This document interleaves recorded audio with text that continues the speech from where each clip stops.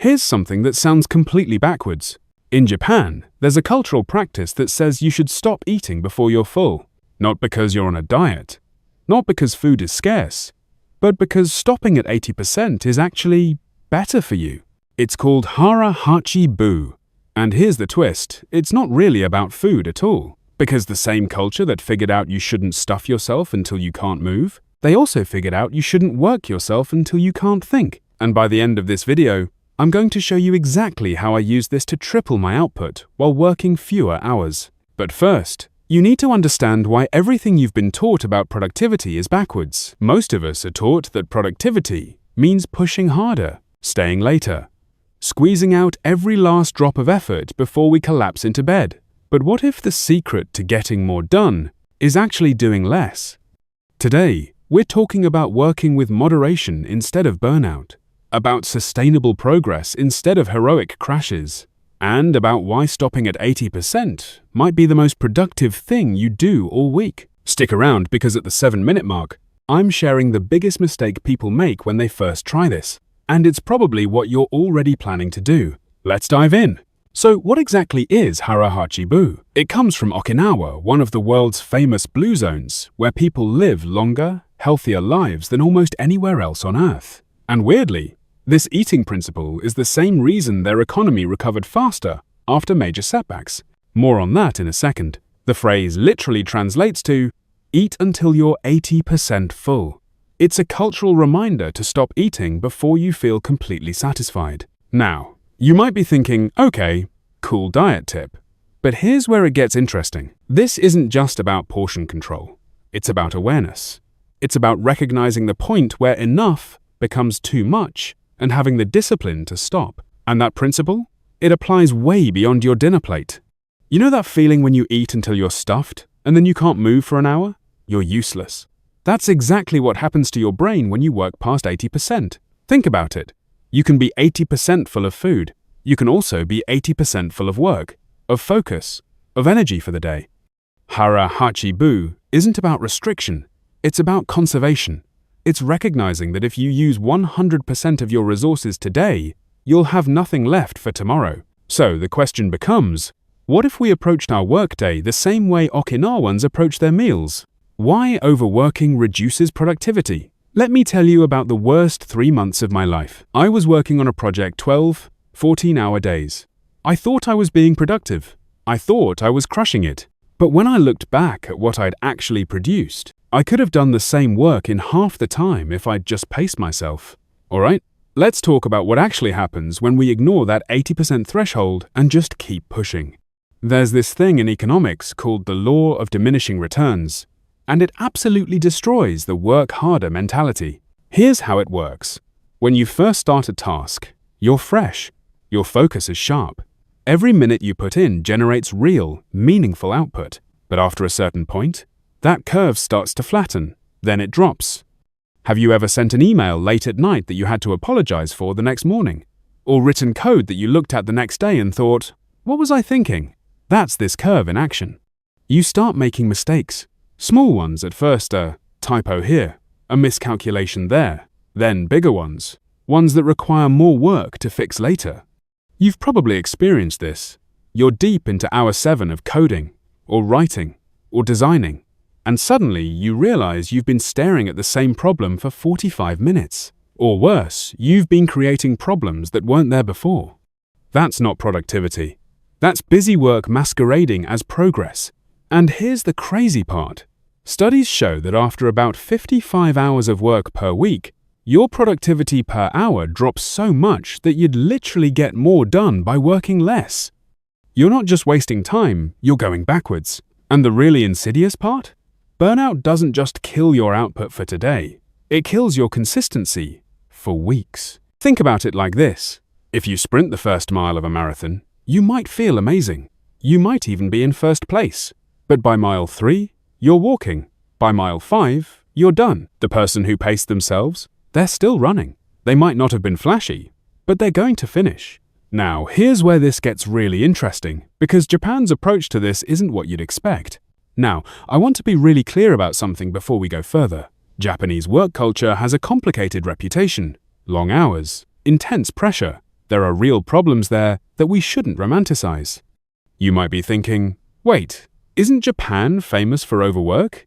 Yes, and that's exactly why the principles that counter that tendency are so powerful. They emerged because of those problems. But there are also principles embedded in Japanese culture that actually counter that overwork tendency, and those are worth learning from. One of them is the emphasis on rituals' clear beginnings and endings. In many Japanese workplaces, the day doesn't just bleed endlessly into the night. There are structured moments, a morning meeting that marks the start, a closing ritual that marks the end. Think about your own workday. When does it actually start? When does it end? Or does it just kind of blur together until you finally shut your laptop? These aren't just formalities, they're boundaries. There's also an understanding of collective pacing. Instead of everyone grinding independently until they burn out, there's a rhythm to the workday, shared breaks, moments to reset. And then there's Kaizen, the principle of continuous improvement through small, sustainable steps. Remember this word Kaizen, because in a few minutes, I'm going to show you how it combines with Hara Hachi Bu to create something way more powerful than either principle alone. Here's the key difference. Western hustle culture often glorifies the individual hero, the person who pulls an all-nighter, who sacrifices everything, who grinds harder than everyone else. Japanese productivity principles at their best emphasize sustainability, not because hard work is bad, but because burning out means you can't keep working at all. It's the difference between how hard can I push today and how can I show up well, every day, for years. Okay? Enough theory. You came here for practical tactics, so let's get specific. Okay, philosophy is great, but you've got actual work to do. So how do you actually use this? How do you apply Hara Hachi Bu to a real workday? Let me give you 3 concrete strategies. And pay attention to number 3, it's the one nobody talks about but makes the biggest difference. Strategy 1. Stop at 80% energy. This is the most direct application, and the hardest one. When you're in a focus session, writing, coding, designing, whatever, there's a point where you can feel your sharpness starting to dull. Maybe it's after 60 minutes. Maybe it's after 90. You know that moment when you've read the same sentence 3 times and still don't know what it says? That's your 80% alarm going off. The instinct is to push through. Just one more thing. Just finish this section. Don't. Stop before you hit empty. Stop while you still have momentum. Here's why this works. When you stop with energy left, you leave yourself something to grab onto tomorrow. You're not starting from a dead stop. You're starting from motion. Hemingway used to do this. He'd stop writing mid-sentence while he still knew what came next. That way, sitting down the next day was easy. He already had momentum. Pro tip: before you stop, write 1 sentence about what you'll do next. Just 1. Tomorrow, start with the section on customer interviews. That sentence is worth 30 minutes of warm-up time. Strategy 2. Time-based limits. Here's a radical idea. Your work ends at a specific time, even if the task isn't perfect. I know what you're thinking, but what if I'm not done? That's the point. You're never really done. There's always one more thing. Most of us work task-based. I'll stop when this is done. But done is a moving target. There's always one more tweak, one more revision. Try this instead. Set a hard stop time. I work on this until 3 p.m., then I stop. Not because you're lazy, not because you don't care, but because fixed constraints force better decisions. This is Parkinson's law in reverse. Work expands to fill the time available, so give it less time. You'll be shocked by what you cut that didn't actually matter. When you have infinite time, you'll tinker forever. When you have 2 hours, you focus on what actually matters. And here's the kicker. Most of the time, the thing you produce in those 2 focused hours is better than what you'd produce in 6 unfocused ones. Strategy 3. Undercommit slightly. This is the strategy that changed everything for me, and it's the one most people resist the hardest. This one feels wrong. I know. We're taught to pack our calendars, to maximize every hour, to say yes to everything because, hey, we can handle it, right? Wrong. Here's what actually happens when you overcommit. You do everything poorly. You rush. You stress. You deliver mediocre work and then wonder why you're exhausted. Last month, I had 5 client deliverables. I did 4. And you know what? Those 4 clients were thrilled. The work was better, and I had energy to do it again the next week. The old me would have done all 5 poorly and spent the next week recovering. Try this. Schedule 20% less than you think you can handle. If you think you can do 5 tasks today, do 4 really well. That extra space isn't laziness. It's room for the unexpected, for recovery, for depth instead of speed. And ironically, you'll probably get more done, because you'll do those 4 things well, instead of half finishing 5 things and having to redo them all tomorrow. Now, remember how I said there's a big mistake people make when trying this? Here it comes. Now, here's where this all comes together. Remember Kaizen? The principle of continuous, incremental improvement. Hara Hachi Bu is what makes Kaizen possible. Here's the mistake. People try Hara Hachi Bu for one day. They stop at 80%, feel good, then the next day they push to 120% to make up for it. Don't do that. You just reset yourself back to 0. Because here's the truth. You can't improve continuously if you keep burning out and starting over.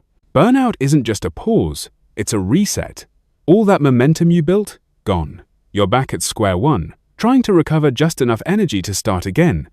But moderate effort, sustained over time, that compounds. Small daily wins beat heroic sprints every single time. Let me make this really concrete. Think about it mathematically. If you work at 100% intensity, you might get 7 productive days before you crash and need 3 days to recover. That's 7 days of output per 10 days. But if you work at 80% intensity, you can sustain that indefinitely. That's 8 productive days out of 10. Forever. Which person do you think achieves more over a year? Over a decade? The person who grinds until they break, or the person who shows up, consistently, without drama, day after day after day? Remember at the beginning when I said I tripled my output? This is how. Not by working 3 times harder, by working consistently instead of in bursts. This is the secret. Discipline isn't about pushing harder, it's about knowing when to stop. So let's bring this home. We live in a culture that worships intensity. That treats exhaustion like a badge of honor. That makes you feel guilty for not working yourself into the ground. But here's what that culture doesn't tell you. The most productive people aren't the ones who work the hardest. They're the ones who work sustainably. They're the ones who recognize the difference between effort and exhaustion.